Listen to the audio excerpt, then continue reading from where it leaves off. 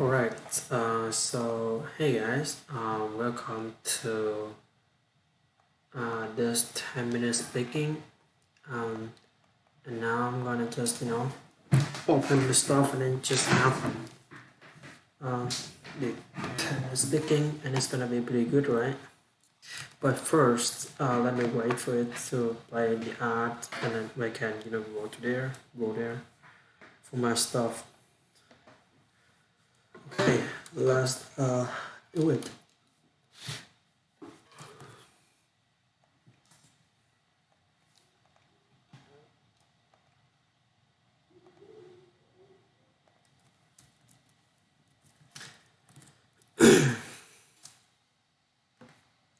Saying the fear of speaking, right? So you're about to go down on stage and you feel anxiety.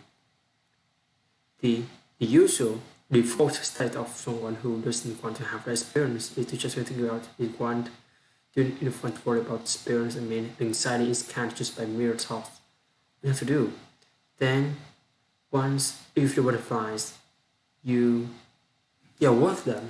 Right? You contract your mind contracts around your conversation in your student self is a happy one. Is like what am I? This person just kind of like seeing people who is all the time. They're all relaxed. I'm happy. What am I? And you're telling yourself you're not noticing because you thought just come behind you and fast as they can.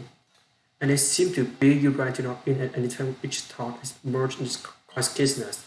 And most people live their lives and thoughts, alternative, practically with rule book for how to operate human, right? There's no place no more the education where we are was even indicated as they undeserved here. And so we get it kind of stumble out into adulthood. More or less the sermon that we have, we will always have the minds that we have, and that really, we only thing we can do to really upgrade our firmware is to just add new content. We can add books, we can develop interest, but there's nothing and its roots of level of our emotional cognitive life that can change.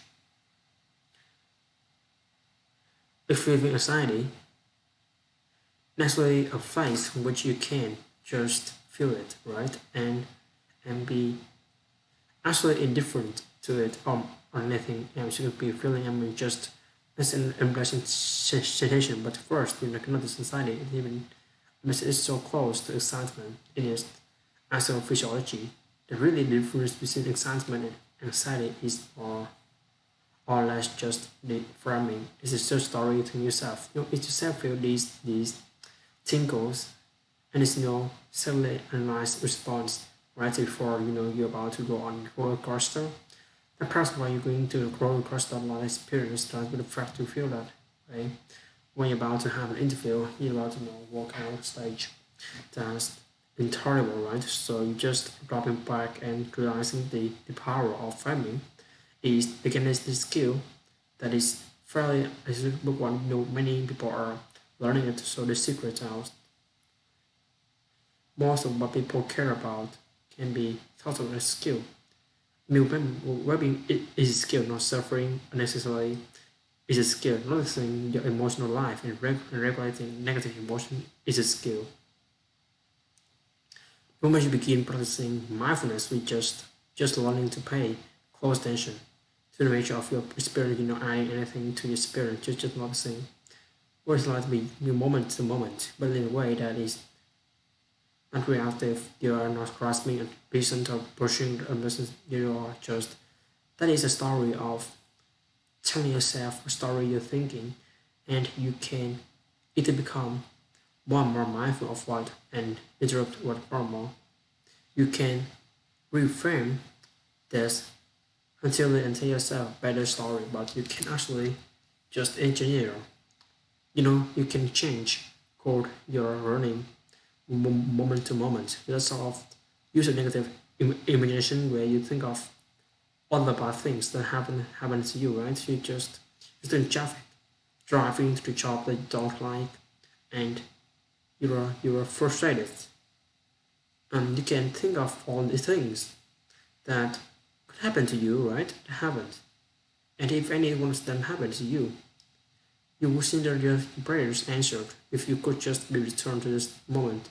And you could be the guy who Today is going to find out you got 2 months to live, right? And you have to then the next 2 months is spent just unwinding your worldly affairs, right? You're not that guy, right? But it hasn't happened to you yet. It's just more thinking, but can have a profound effect. You can reframe your experience in a way that doesn't actually change anything material about your circumstances, and you can let the light in. And there are many techniques that light that are just a matter of evoking useful concepts skillfully. Picture you're in an airplane and begin to bounce.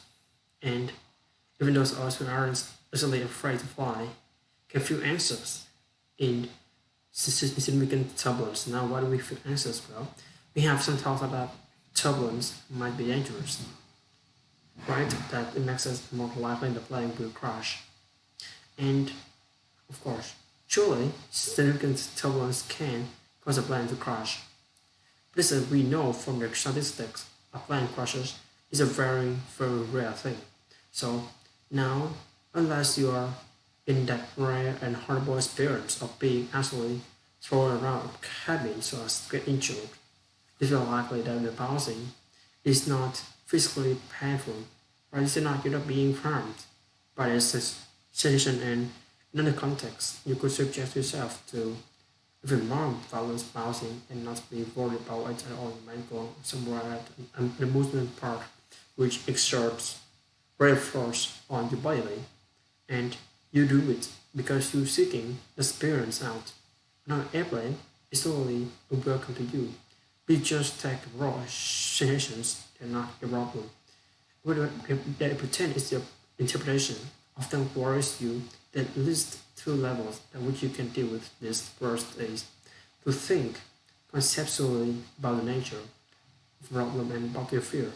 Is it rational or worry that your plane will crash, experiencing turbulence? No, actually it isn't the likelihood of dying in a plane crash. It's minuscule. Over the course of your journey, you should begin to worry as you leave the airport and get in the Uber or a taxi or drive yourself home in your own car. So if you understand that, you understand then that every moment in the plane is in fact safer than any moment you spend on the ground. Certainly safer than when you're walking as a pedestrian fixated on your smartphone and stepping into the crosswalk. That's when your adrenaline should surge. There was a moment where the sweat should begin beating off on your forehead. So you're in the plane and it's begun to bounce. It is in fact unreasonable to worry that the bouncing means much of anything. If you understand that actually can have an effect, they can become willing to just experience the rush sensation of turbulence. Then you can cease to interpret the experience as a sign of actual danger. Another level which you can address is this and these are totally compatible. Most I recommend both of them is to become mindful of the feeling of anxiety itself. What is it? And what does it mean? But it's just sensation is just a pattern of energy in your body, and it actually doesn't mean anything. The level of raw sensation, you might have thoughts about it, and if any like much of your thinking is in that moment is purpose towards anything out, not you feel it away, another let it your word. But it's you step out of your thoughts and just become willing to feel raw sensation anxiety. Actually, just surrender your resistance of it. Just feel it as energy. It can lose its meaning. It can become very difficult to distinguish from another framing could be as positive experience like excitement. How do you know the difference between being anxious about something that is about to happen and being excited? For the most part, it is the thoughts that you're thinking when you feel that arousal. There's a cognitive conceptual overlay on top of this raw feeling.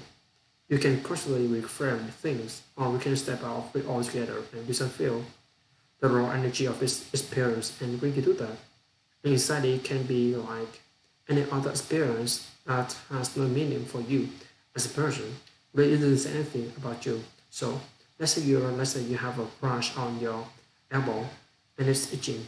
Okay, that doesn't say anything to about you as a person. That has no physiological implications. It may be unpleasant, it may be generally unpleasant. It is rich into your sense of who you are. Ridiculous play to respond to anxiety. Again, I'm not saying that there is no case in which drugs are valuable or even necessary. They may be well be, but for anxiety in its more ordinary range, deep way to respond is to become willing to feel it, to cease to be interpreted as important and to function in the midst of it. And then you pass. Anxiety arises before any other emotion and you're not continually thinking of thoughts that make you anxious. As you can't stay around very long. The issue of the unpleasant emotions like anger and sadness and they're constantly distracted by our thoughts and we are spending most of our time thinking without knowing that we're thinking. So mindfulness in particular is a very good antidote to this problem. But the trick is you can't apply it as an antidote. You can't mindful anxiety so that it will go away. Become willing to feel it, just like it burns bright in you and discover that it doesn't matter, it simply comes and goes and you can functional. Okay, so I think that this is the end of this 10 minutes speaking. Um, and okay, but otherwise, but you know what? I really just spend my time on looking for my stuff. I think this is pretty much for today, right? And okay, so I'm gonna move to the 30 minutes speaking. Okay, so let's do it.